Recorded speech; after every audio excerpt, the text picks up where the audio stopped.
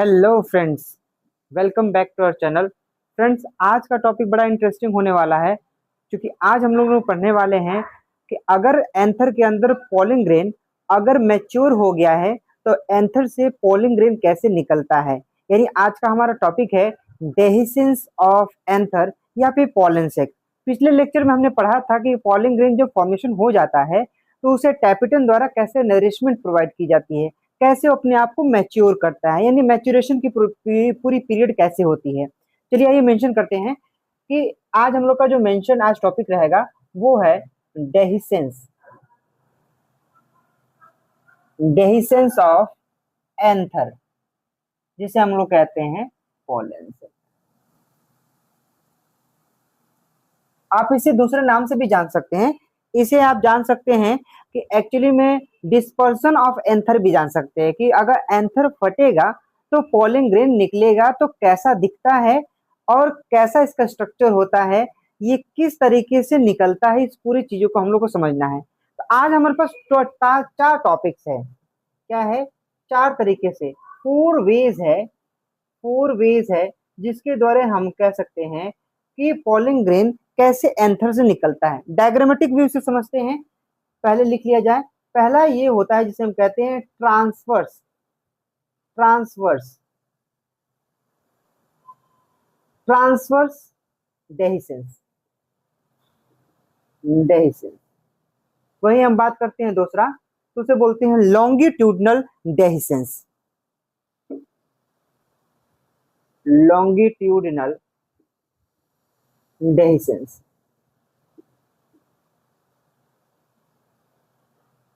तीसरा है stomium stomium dehiscence stomium dehiscence और चौथा और अंतिम हो जाएगा हमारा वेल्व वेल्व जिसे कहते हैं वेल्व डेहिसेंस। चलिए समझते हैं डायग्रामेटिक व्यू से कि कैसे कैसे कैसा दिखता है। पहला है ट्रांसवर्स डेहिसेंस। मान लीजिए ये एंथर है, ये है एंथर,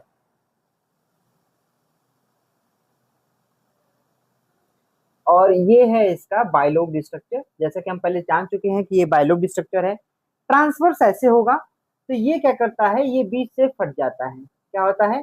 ये बीच से फट जाता है और इसमें से पॉलिंग ग्रेन जो है बाहर की तरफ क्या हो जाते हैं, रिलीज हो जाते हैं। जब इस तरीके से फटेगा तो इसे बोलते हैं ट्रांसवर्स डेहिसेंस, इसे बोलते हैं ट्रांसवर्स। वही जब बात करते हैं लॉन्गिट्यूडनल का, तो लॉन्गिट्यूडनल कैसा होता है? ये है हम लोग का एंथर, और ये जो बीच से हम लोग को दिखते हैं, ये बायलोब स्ट्रक्चर ये बीच से ही क्या हो जाता है, फट जाता है। इसे हम लॉन्गिट्यूडनल बोलते हैं। तो ये क्या होता है, बीच से ही ये क्या करेगा, फट जाता है। तो इसे हम बोलते हैं लॉन्गिट्यूडनल।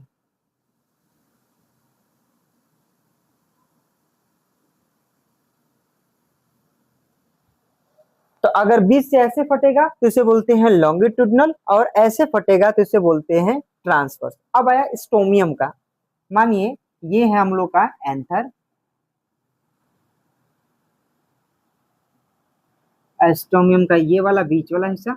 अब यहाँ क्या होता है, पोर्स होता है, इसे बोलते हैं स्टोमियम स्टोमियम पोर कहते हैं। तो स्टोमियम पोर से आपको मैंने पहले भी ये डिस्कस किया था कि एंथर का वह पार्ट जो सबसे थिन होता है, वो इतना थिन होता है कि जैसे ही पोलिंग ग्रेन एंथर के अंदर मैच्योर हो जाता है तो वो हिस्सा फट जाता है, और जो जहां पर थिन एरिया होती है उसी को हम लोग स्टोमियम कहते हैं।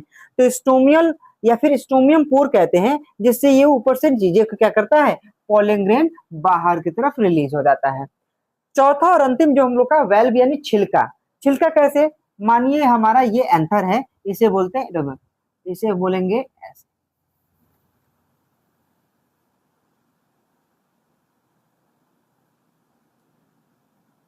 ये क्या करता है, ये छिलका रहता है, ये ऊपर उठ जाता है।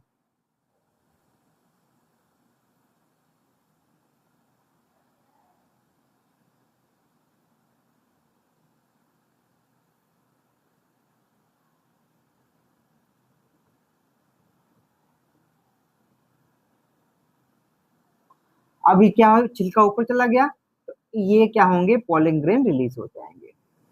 इसे बोलते हैं वेल्व डेhiscence।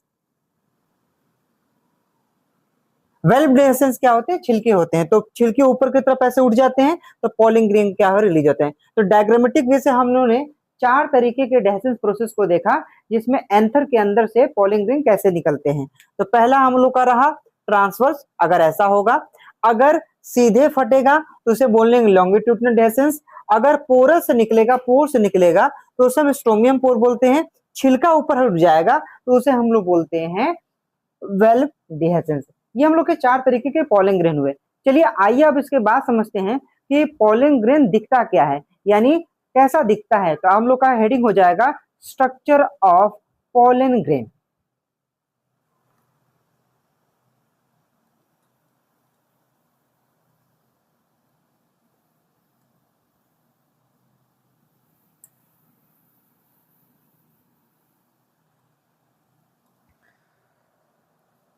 चलिए मेंशन किया जाए, स्ट्रक्चर ऑफ पॉलन ग्रेन। देखिए शुरुआत में मैंने थोड़ा सा जिक्र किया था कि पॉलन ग्रेन का 2 ही मेजर पार्ट्स होते हैं, या फिर कह सकते हैं लेयर होती है, जिसे हम लोग एक्साइन और इंटाइन के नाम से जानते हैं।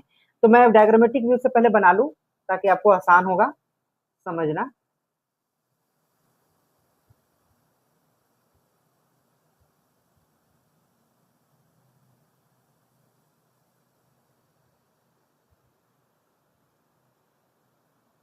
ये इसे आउटलाइन कर लिया जाए एकदम अच्छी तरह से ताकि समझ में और अच्छा से आएगा।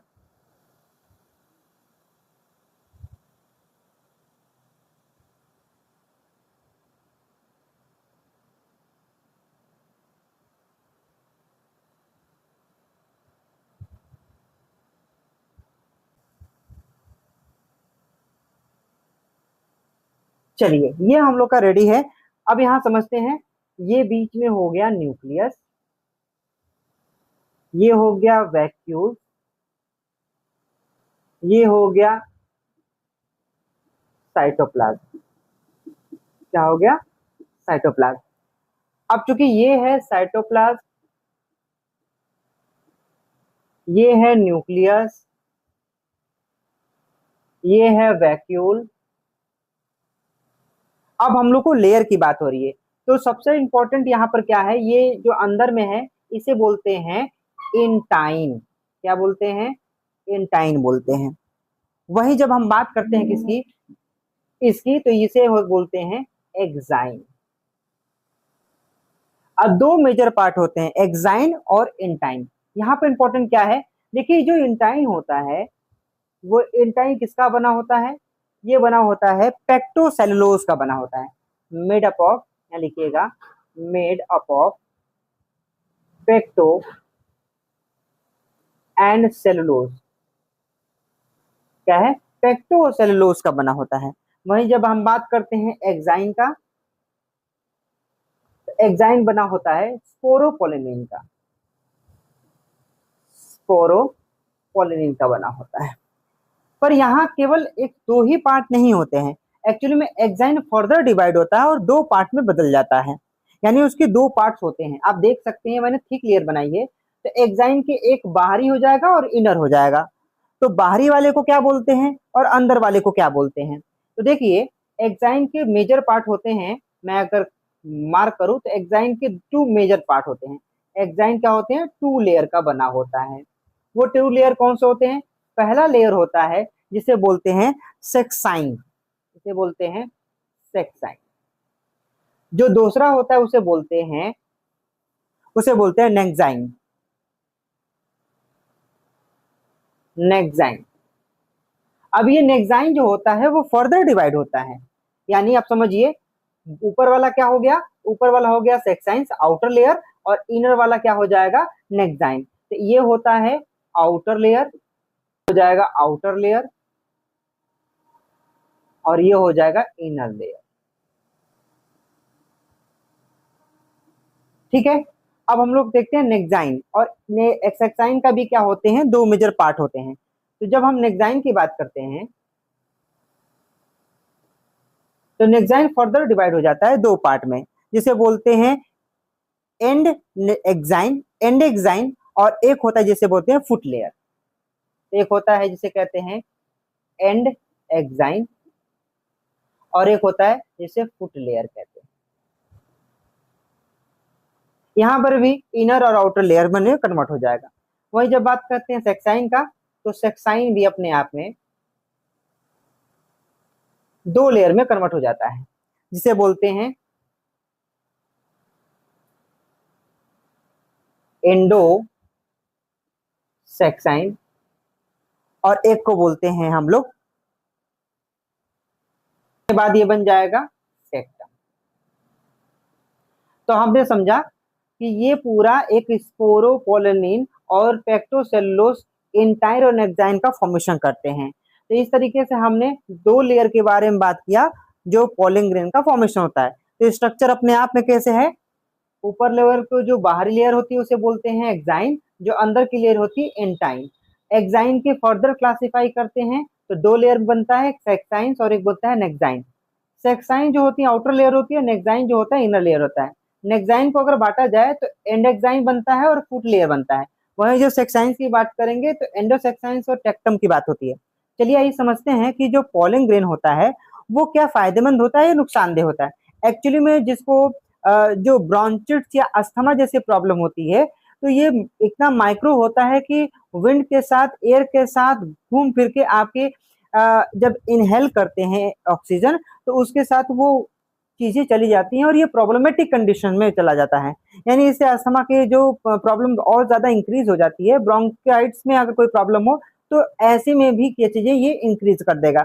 लेकिन ये केवल नुकसान नहीं है, बल्कि इतना न्यूट्रिटिव मटेरियल है, इसको बहुत सारे फूड इंडस्ट्रीज में सिरप बनाना, मेडिकल इंडस्ट्रीज में जो है कहीं ना कहीं इसे मेडिकल पर्पज के लिए सिरप बनाने में इस्तेमाल करते हैं, कहीं ना कहीं इसे टैबलेट्स के रूप में इस्तेमाल करते हैं। तो इस तरीके से यूज इसका भी है और कहीं ना कहीं इसका डिसएडवांटेजेस भी है, क्योंकि विंड के साथ हम लोग को इनहेलेशन करने में प्रॉब्लमेटिक कंडीशन में ले जा सकता है। चलिए आइए समझते हैं कि इसका पर्पस क्या है, एडवांटेजेस क्या है, डिसएडवांटेजेस क्या है। इरेज कर दे, मेंशन कर लिया आपने, चलिए ठीक है।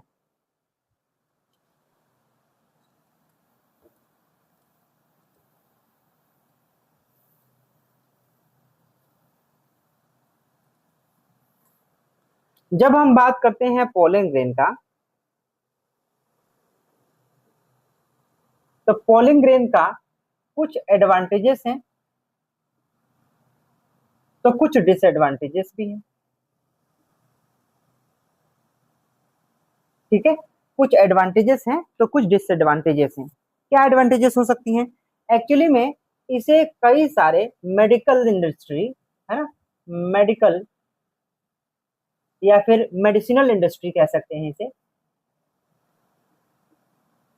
इंडस्ट्री सिरप बनाने में इस्तेमाल करती है, सिरप बनाने में इस यूज करती हैं।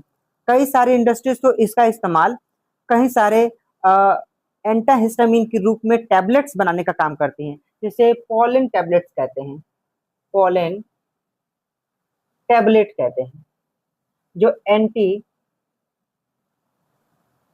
हिस्टामिन के रूप में यूज किया जाता है, या यूं कह सकते हैं एलर्जी में, अगेंस्ट एलर्जी के रूप में भी इसका इस्तेमाल किया जाता है। डिसएडवांटेजेस क्या है? A person which suffer from, a person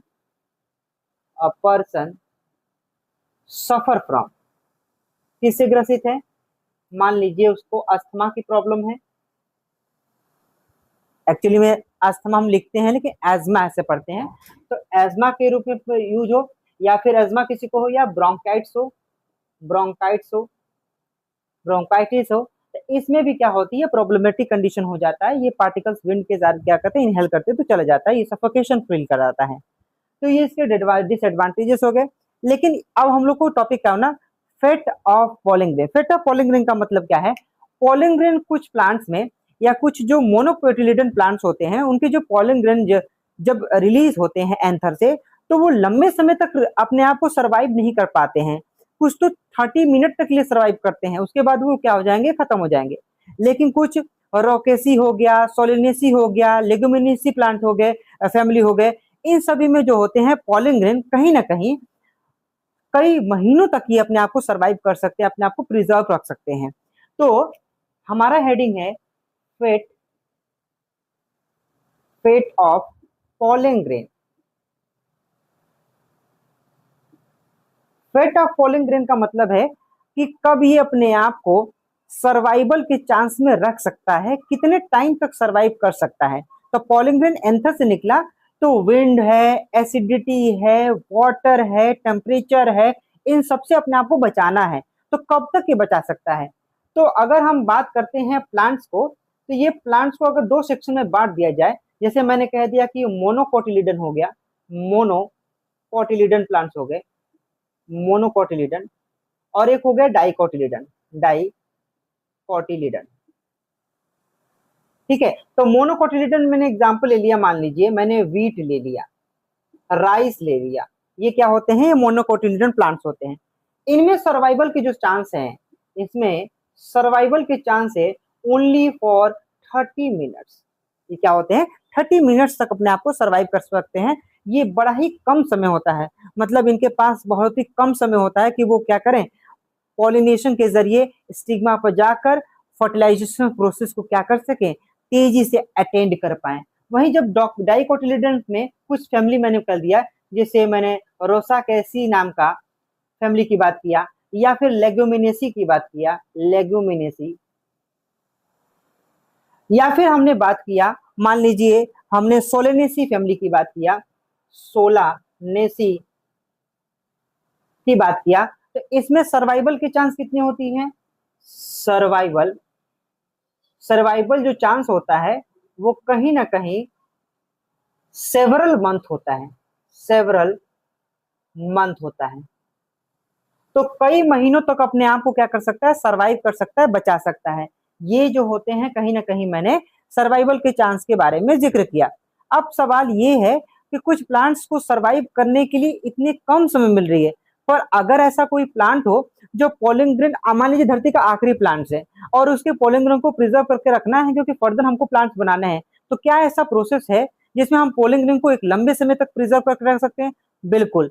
actually में जो पॉलिन जो फैक्ट्रीज है या फिर कह सकते हैं पॉलिन बैंक है, जो इसमें पॉलिन डिफरेंट डिफरेंट प्लांट्स के, इस धरती पर जितने भी प्लांट्स पाए जाते हैं उन मैक्सिमम प्लांट्स के पॉलिन ग्रेन को, उनके सीड को प्रिजर्व करके रखा जाता है। सीड को सीड बैंक में रखा जाता है, पॉलिन को पॉलिन बैंक में रखा जाता है। तो कैसे रखते हैं? एक्चुअली में टेम्परेचर जो होता है, एक्चुअली में इसको मैं इरेज कर दूं, चलिए ठीक है, इसको ऊपर ही मैं लिख देता हूं। एक्चुअली में क्या है कि प्रिजर्व करने के लिए, प्रिजर्व करने के लिए एक स्पेसिफिक टेम्परेचर होता है, और वो टेम्परेचर होता है -196 डिग्री सेंटीग्रेड। कौन सी, कहां पर रखा जाता है? ये कौन किसका टेम्परेचर है? नाइट्रोजन लिक्विड का है। ठीक है, लिक्विड नाइट्रोजन में यानी उसका टेम्परेचर होता है -196 डिग्री सेंटीग्रेड। इस टेम्परेचर पर पॉलिन ग्रेन्स को क्या करते हैं, उसमें प्रिजर्व करते हैं। और जब भी जरूरत होती है उस पॉलिन ग्रेन को हम लोग आर्टिफिशियली, यानी यूं कह सकते हैं कि हम आर्टिफिशियली ह्यूमन द्वारा स्टिग्मा पर क्या करें, स्प्रिंकल्स कर देते हैं, जो कि अपने आप में फिर से उस टेम्परेचर में पाया जाता है और फिर से अपनी प्रोसेस को परफॉर्म करने लगता है। तो इस तरीके से अगर आपको प्रिजर्व करना है, जो पॉलिन बैंक है या फिर जो सीड बैंक होते हैं, इतने टेम्परेचर पर लिक्विड नाइट्रोजन का इस्तेमाल करते हैं। इस लिक्विड नाइट्रोजन के 196 डिग्री सेंटीग्रेड में क्या करते हैं, इस चीज को प्रिजर्व रखते हैं। हालांकि आप अगर नेचुरली देखा जाए तो अलग अलग प्लांट्स के सर्वाइवल की चांस अलग अलग होती है, जो कि कहीं ना कहीं 30 मिनट है तो किसी का महीनों तक है, तो किसी के हफ्ता है, तो किसी का सालों तक है। तो फ्रेंड्स, आपको ये वीडियो कैसा लगा आप कमेंट सेक्शन में जरूर बताइएगा। कुछ सजेशन होगा तो तब भी उस कमेंट में जरूर लिखिएगा, ताकि हम डे टू डे इम्प्रूव कर सकें। अगर आप चाहते हैं कि उन नीडी स्टूडेंट्स को ये वीडियो मिल सके तो प्लीज उनको शेयर करिएगा, क्योंकि हम चाहते हैं कि कई सारे जो स्टूडेंट्स हैं जो कोचिंग का पैसा अफोर्ड नहीं कर सकते, तो इस वीडियो के जरिए वो इजी लैंग्वेज में इन चीजों को समझ के बोर्ड या फिर नीट में अच्छा परफॉर्मेंस दे सकें। फ्रेंड्स, अगर आप चीजों को हमको सपोर्ट करेंगे तो उन बच्चों को सपोर्ट कर रहे हैं कहीं ना कहीं आप। बस बिल्कुल पैसा नहीं लगता, आप केवल सब्सक्राइब बटन दबाइए और बेल आइकन को प्रेस जरूर कर दीजिएगा ताकि वीडियो जब भी हम अपलोड करें आपको पहले नोटिफिकेशन मिले। चलिए मिलते हैं एक नेक्स्ट वीडियो में एक नए कंटेंट के साथ। तब तक के लिए thanks for watching, visit again and जय हिंद जय भारत।